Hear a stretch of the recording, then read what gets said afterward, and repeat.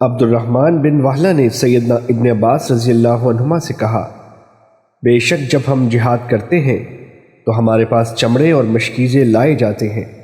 انہوں نے آگے سے کہا، مجھے سمجھ نہیں آ رہی کہ میں تجھ سے کیا کہوں، البتہ میں نے رسول اللہ صلی اللہ علیہ وسلم کو یہ فرماتے ہوئے سنا ہے، جو چمڑا بھی رنگا جائے پس تحقیق وہ پاک ہو جاتا ہے۔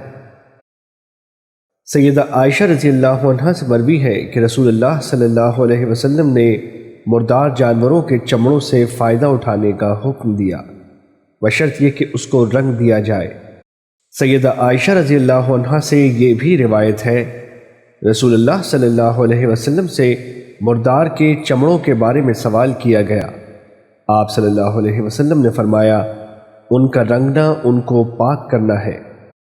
سیدنا عبداللہ بن عباس رضی اللہ عنہ سے مروی ہے کہ نبی کریم صلی اللہ علیہ وسلم نے مردار کے چمڑے کے بارے میں فرمایا، بے شک اس کا رنگنا اس کی نجاست کو ختم کر دیتا ہے۔ سیدنا عبداللہ بن عباس رضی اللہ عنہ سے مروی ہے کہ ایک مردار بکری کے پاس سے رسول اللہ صلی اللہ علیہ وسلم کا گزر ہوا۔ آپ صلی اللہ علیہ وسلم نے فرمایا، تم نے اس کے چمڑے سے فائدہ کیوں نہیں اٹھایا؟